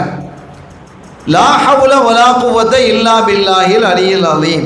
இது ஒரு ரிவாயத். இன்னொரு ரிவாயத்தில் சுப்ஹானல்லாஹி வ பிஹம்திஹி சுப்ஹானல்லாஹ் வல்ஹம்துலில்லாஹ் வலா இலாஹ இல்லல்லாஹு அல்லாஹு அக்பர். ஒன்று லா ஹவுல வலா குவத்த இல்லா பில்லாஹ், அல்லது சுப்ஹானல்லாஹ் வல்ஹம்துலில்லாஹ் வலா இலாஹ இல்லல்லாஹு அல்லாஹு அக்பர். இதை யார் சொல்கிறாங்களோ அவங்க சொர்க்கலோகத்தில் மரம் நடுறவங்க. அப்போ ஒரு தடவை சொன்னால் ஒரு மரம், 2 தடவை சொன்னால் 2 மரம், 1000 தடவை சொன்னால் 1000 மரம். பெரிய தோப்பு தான். நல்ல ஜாலியாக குளிக்கலாம். தோப்புக்கு போகிறதுனா பிள்ளைகளுக்கு சந்தோஷம் தானே. அந்த தண்ணீர் அருமையான தண்ணீராக இருக்கும். அந்த தோப்பு ரொம்ப மதுரமாக இருக்கும். அப்போ இதையெல்லாம் ஸல்லல்லாஹு அலைஹி வஸல்லம் அவர்கள் கடந்து அந்த சித்ரத்துல் முன்தஹாவையும் கடந்து என்ன செய்கிறாங்க? அல்லாஹ் அந்த கடல்கள் வலிமையான கடல்கள் இருக்கிறது. அந்த கடல்களை எல்லாம் தாண்டி என்ன செய்கிறாங்க? போகிறாங்க. அந்த கடல்களை பற்றி எழுதும்போது ஒரு கடலில் முதல்ல பார்க்குறாங்க, வெண்மை நிறக்கடல். கடல் அப்படி பால் மாதிரி இருக்குது கடல். நம்ம கடலாம் நீலக்கடலில் செங்கடல் இருக்குது, கருங்கடல் இருக்குது. வெண்மை வெளியேன்னு இருக்கக்கூடிய கடல். அதற்கு அடுத்த ஒரு கடலை பார்க்குறாங்க, செவந்த கடலாக இருக்கிறது. அதற்கு அடுத்த ஒரு கடலை பார்க்குறாங்க, மஞ்சேன்னு இருக்குது. அதற்கு அடுத்த ஒரு கடல் கருப்பு கடலாக இருக்குது. இது அல்லாமல் திரைகள் 70,000 ஒளியிலான திரைகள். இதையெல்லாம் கடந்து தான் கண்மணி முஹம்மது ரசூலுல்லாஹி ஸல்லல்லாஹு அலைஹி வஸல்லம் அவர்கள் அல்லாஹ்வை சந்திக்கிறதுக்கு போகிறாங்க. எதில் போகிறாங்க? ரஃப் என்ற வாகனம். அந்த வாகனத்துக்கு பேர் என்ன? ரஃப் அப்படிங்கிற வாகனத்தில் அவங்க போகிறாங்க. அப்படி அவர்கள் சென்று அவர்கள் அரிஷை நெருங்குறாங்க. அரிஷை நெருங்கிய போது அரிஷினுடைய பிரம்மாண்டத்தை பற்றி மித்ரி அழகாக சொல்லுது. முதல்ல அதான் பற்றி அரிஷை பற்றி மட்டுமே பேசலாமான்னு பார்த்தேன். சரி, மற்ற செய்திகளும் சொல்லுங்கிறதுனால இப்போ அடுத்த விட்டுட்டோம். அரிஷை பற்றி செய்திகள் அற்புதமாக இருக்குது. அரிஷை எவ்வளோ பிரம்மாண்டமானது, அது எவ்வளோ வலிமையானது, எவ்வளோ உயரமானது அப்படியெல்லாம் இருக்குது. இப்போ அந்த அரிஷை என்ன செய்கிறாங்க? கண்மணி நாயகம் ஸல்லல்லாஹு அலைஹி வஸல்லம் கடந்து போகிறாங்க. போகும்போது அவர்களுடைய முந்தானையை அரிசி பிடிச்சிக்கிட்டு இந்த அரிசி தேங்க்ஸ் சொல்லுது, நன்றி சொல்லுது ஸல்லல்லாஹு அலைஹி வஸல்லம் அவர்களுக்கு. ஏன் அப்படின்னு கேட்குறாங்க. யாரும் சொல்லலாம், அல்லாஹ் என்னை படைத்து லா இலாஹ இல்லல்லாஹ் என்று அந்த ஜலாலாவை எழுதினான். ஜலாலியத்துன்னா ரொம்ப பவர்ஃபுல். அதை எழுதியதுக்கு அதை என்னால் தாங்க முடியாமல் நான் அப்படியே நடுங்கிக்கிட்டே இருந்தேன், துளும்பிக்கிட்டே இருந்தேன். கொஞ்ச நாள் கழித்து அதோடு சேர்த்து முஹம்மது ரசூலுல்லாஹ்ங்கிறவை எழுதினோம் அந்த அரிசில். அது ஜமாலியத். அதை எழுதுனதும் நான் அப்படியே சாந்தி ஆகிட்டேன், அமைதி ஆகிட்டேன். அல்லாங்கிறது பவர்ஃபுல் இல்லை, அதனால் அந்த ஜலாலியத். ஸல்லல்லாஹு அலைஹி வஸல்லம் ஜமாலியத்து தானே. அது ஸல்லல்லாஹு அலைஹி வஸல்லம் ஜலாலியத்து இருந்தது, அது ரொம்ப குறைவு. ஜமாலியத்து மிகைத்து இருந்தது. அப்போ அதை ஜமாலியத்து இருந்ததுனால நான் உங்களுடைய பெயரை எழுதிய அந்த ஜமாலியத்து என்னோட இணைந்ததும் நான் அப்படி கூல் ஆகிட்டேன். என்னுடைய அந்த பிரச்சனைகள்லாம் நீங்கி, என்னுடைய அந்த நடுக்கம் நீங்கி, அந்த துணும்புதல் நீங்கி நான் அமைதியானேன். அதற்கு நன்றி சொல்வதற்காக நான் இவ்வளோ காலம் காத்திருந்தேன் நாயகமே அப்படிங்கிறான். இதில் ஆச்சரியமான ஒரு விஷயம், பிள்ளைகளுக்கு குறிப்பாக இளைஞர்களுக்கான ஒரு செய்தி என்னென்னா, அந்த அரிசுக்கு கீழே ஒரு இளைஞர் உட்கார்ந்துருக்கிறார். ஸல்லல்லாஹு அலைஹி வஸல்லம் ஆச்சரியப்பட்டு போனாங்க. அந்த அரிசுக்கு கீழே ஒரு இளைஞர் உட்கார்ந்துருக்கிறார், ஒரு இளம் வாலிபர் இருக்கிறார். ஸல்லல்லாஹு அலைஹி வஸல்லம் ஆச்சரியப்பட்டு கேட்டாங்க, இவர் யாரு? இந்த அரிசுக்கு கீழே இருக்கிறதுக்கான வாய்ப்பை பெறுறாரு. சொர்க்கத்துக்குள்ள இருக்கிறதை விட சிறப்பான பாக்கியம் அரிசுக்கு கீழே இருக்கிறது. நல்லா தெரிஞ்சுக்கிடணும். சொர்க்கத்தில் இருக்கிறது பாக்கியம், அரிசுக்கு கீழே இருக்குங்கிறது பெரும் பாக்கியம். அரிசுக்கு கீழே இருக்கிறாரு, இவர் யாரு அப்படின்னு கேட்கும்போது, யாருன்னா அது சூக்கும உலகம். அல்லாஹ் ஒரு காட்சியை வச்சிருக்கிறான். அப்போ ஜிப்ரீல் அந்த அல்லாஹ்வின் புறத்திலிருந்து பதில் வந்தது. அல்லாஹ்வின் புறத்திலிருந்து பதில் அசரீரி முழங்குகிறது. யார சொல்லலாம், இந்த இளைஞன் யார் என்றால் தன்னுடைய பெற்றோருக்கு கெட்ட பெயர் வாங்கி கொடுக்காதவன். அப்போ அவங்க அம்மா பாப்பாவுக்கு நல்ல பெயரை வாங்கி கொடுக்கணும். யார் தன்னுடைய தாய் தந்தையருக்கு நல்ல பெயரை வாங்கி கொடுக்கிறானோ அவன் இந்த சொர்க்கலோகத்தில் உட்காருவான். இவன் யார் விட்டு பிள்ளைப்பா, இவன் இந்த சேட்டை பண்ணுறான், அந்த அநியாயம் பண்ணுறானப்பா அப்படிங்கிற பிள்ளையாக இருக்கக்கூடாது. மாஷாஅல்லாஹ், அந்த பிள்ளையை பாரு, ஜமாத்தில் அவ்வளோ ஜமாத்தில் வந்து நிற்கிறான்ப்பா, சத்தம் போட்டு பேசுறது இல்லை, சேட்டை பண்ணுறதில்ல, அழகா ஓதுறான், அழகா தொழுகிறான், பெரியவர்கள் கண்டா அஸ்ஸலாமு அலைக்கும் அப்படின்னு சலாம் சொல்கிறான், சலாம் முசாஃபா செய்கிறான். ஒரு பெரிய மனுஷன் நடந்து வர்றான்னு கையில் பிடிச்சி கொஞ்சம் அந்த இடத்துல கொண்டு போய் விடுறான். ஒரு பொருள் கீழே வந்துட்டா ஓடி வந்து எடுத்து தர்றான். பாப்பா நீ கடைக்கு போகிற கம்மா எழுந்துக்கிட்டு, ஒரு கிளவி கம்மா எழுந்துக்கிட்டு, பாப்பா இந்த கொஞ்சம் பொருளை வாங்கி தான், போ கிளவி நீ போய் வாங்கிக்கோ அப்படிலாம் சொல்லாமல் இவன் போய் என்ன செய்கிறான், வாங்கி கொடுக்குறான். யார் இந்த பிள்ளை? அட இன்னார் இவட மகன் அப்படியா, மாஷா அல்லாஹ் ஒரு அருமையான பிள்ளையை பெற்றிருக்கிறாரு அப்படின்னு சொல்ல வச்சா அந்த இளைஞன் எங்கே போவான், அரிசுக்கு கீழே இருப்பான்டான். அல்லாஹ் நம் பிள்ளைகளே அப்படி ஆக்கி வைக்கட்டும். எவ்வளோ பெரிய விஷயங்கள் இதெல்லாம். இந்த செய்திகள் வரலாறும் இருக்கிறது, அதே சமயத்தில் படிப்பினைகளும் இருக்கிறது. நாம் நிறைந்த படிப்பினை மிக்கவர்களாக நாம் உருவாகிறோம். சாலிஹான நல்லடியார்களாக நம்முடைய பிள்ளைகளை நாம் என்ன செய்யணும், உருவாக்கணும். அன்பிற்குரிய பெருமக்களே, எனவே இந்த செய்திகள் நான் இப்போ சொல்ல வந்த செய்திகளையே ஒரு பெரிய செய்தி இருக்குது. நான் சுருக்கமாக சொல்லியிருக்கிறேன். அல்லாஹ்வை சந்தித்த செய்தியை நான் சொல்ல போகிறதில்லை இப்போ, ஏன்னா அது தனியாக சொல்லணும். அல்லாஹ்வை ஸல்லல்லாஹு அலைஹி வஸல்லம் சந்தித்த செய்தியை எடுத்துக்கொண்டால் அதை என்ன செய்யணும், தனியாக நம்ம சொல்லணும். அது ஒரு பிரம்மாண்டம், அது அற்புதம். அது அப்போ அந்த இவைகளை எல்லாம் பார்த்துவிட்டு கண்மணி முஹம்மது ரசூலுல்லாஹி ஸல்லல்லாஹு அலைஹி வஸல்லம் அவர்கள் அல்லாஹ்வை சந்திச்சுட்டு என்ன செய்கிறாங்க, திரும்பி தாயகத்துக்கு வர்றாங்க. அப்போ அந்த வானத்தில் எவ்வளவு காட்சிகள் இருக்குது, பூமியில் என்ன காட்சிகள் இருக்கிறதோ அதை விட பன்மடங்கான காட்சிகளும் அதிசயங்களும் ஆச்சரியங்களும் வானத்தில் குவிந்திருக்கிறது, வானத்தில் நிறைந்திருக்கிறது. நாம் எண்ணி பார்க்க முடியாத அளவுக்கு, கற்பனை செய்ய முடியாத அளவுக்கு அங்கே இருக்கிறது. சொர்க்கலோகத்தில் பாலாறு ஓடுது, தேனாறு ஓடுது, மது ஆறு ஓடுது, நீராறு ஓடுதுன்னு குர்ஆன் சொல்லுதா இல்லையா? ஒரு அழகான வசனமாக அவர் சூரத்து முஹம்மதுல ஸல்லல்லாஹு அலைஹி வஸல்லம். அப்போ அருமையாக அல்லாஹ் தஆலா அதில் என்ன செய்கிறான், அந்த ஆறுகளை பற்றி குறிப்பிடுறான். தேனே ஆறா ஓடுனா எப்படி இருக்கும், பாலே ஆறா ஓடுது, இங்கே பாலா தண்ணியாக ஓடுது, பால் பூரா தண்ணியாக இருக்குங்கிறான். தண்ணியை கலக்கிறான். அங்கே தண்ணி ஓடுற இடத்துல பாலே ஓடுது. இந்த மாதிரி ஒரு நிலைகள், அப்படி பல்வேறு ஆச்சரியங்கள் அங்கே இருக்கிறது. அது உற்பத்தி ஆகக்கூடிய இடங்கள் ஆச்சரியம் மிகுந்தது என்று பல்வேறு ஆச்சரியங்களுக்கு உட்பட்ட செய்திகளை, நிகழ்வுகளை நம் இதயவேந்தர் காத்தம் ரசூல் முஹம்மதுர் ரசூலுல்லாஹி ஸல்லல்லாஹு அலைஹி வஸல்லம் அவர்கள் அந்த 7 வானங்களிலும் 7 வானத்தை கடந்தும் அவங்க என்ன செய்கிறாங்க, பார்க்குறாங்க. இவைகளையெல்லாம் நாம் உள்வாங்குவது என்பது கடினமானது.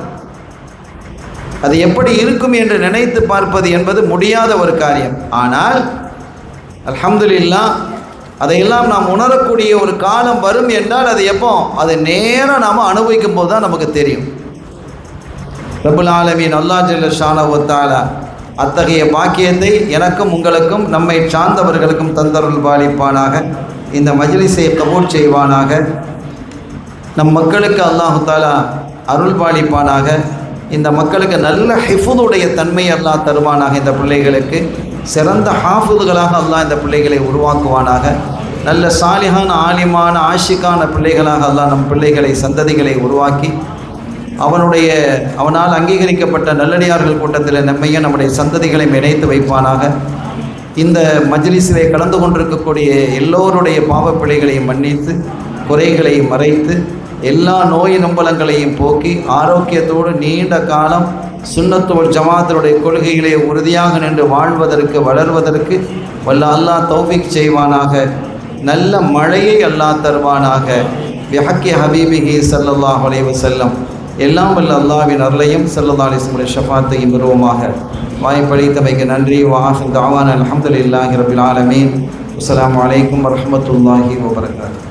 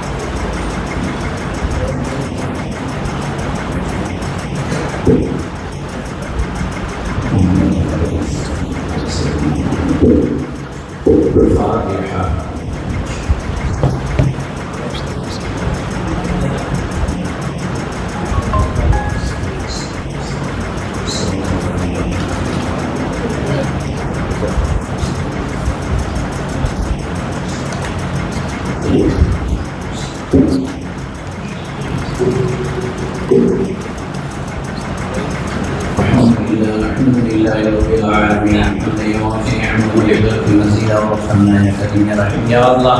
اللهم صل على رسول سيدنا نبينا وشفينا مولانا محمد وعلى ال سيدنا محمد وبارك وسلم عليه. اللهم ارزقنا علما توحيد وعملا يخلص تسيرا وحسنا خاتما برحمتك يا ارحم الراحمين. اللهم بما دععناه من كلامه الى ذكر امين هذه الوصيه ورحمه المنزله وبركه شامله فقد دامنا من الى وعند سيدنا نبينا مولانا محمد صلى الله عليه وسلم ومن الى واحد من الانبياء والاولياء والعلماء والفقهاء والشهداء والصالحين اعلى سيدنا شيخنا مالي ورسول مدارك الشيخ صلى الله عليه وسلم وقائد رضي الله تعالى من اعضاء اولياء الله المؤمنين هذه المرتبه الشريفه والصائر والامر بما شاء والى مبارك جل الله تعالى عليهم اجمعين. ربنا اغفر لنا ولاخواننا الذين سبقونا بالايمان ولا تجعل في قلوبنا غلا للذين امنوا ربنا انك رؤوف رحيم. ربنا اتنا في الدنيا حسنه وقنا عذاب حسنه وقنا عذاب النار. ربنا اغفر لنا ولوالدينا ربنا وارحمهما كما ربياني صغيرا. صلى الله تعالى وسلم على خير حقه سيدنا محمد وعلى اله وصحبه اجمعين. سبحان ربك رب العزه عما يصفون وسلام على المرسلين والحمد لله رب العالمين. سبحان ربك رب العزه عما يصفون وسلام على المرسلين والحمد لله رب العالمين. سبحان ربك رب العزه عما يصفون وسلام على المرسلين والحمد لله رب العالمين.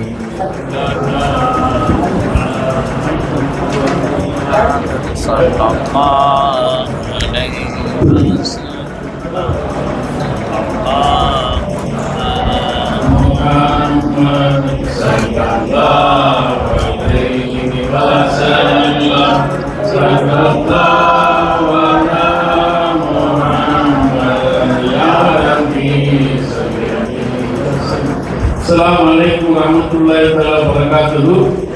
நாம் மஸ்ஜித் மீகாயில் இரட்டைக்குண்டு பள்ளியில் நடைபெற்ற நான்கு ஒளிபாரின் கந்தூரி தின வைபவ சன்மார்க்க சொற்பொழிவு தினமான இன்று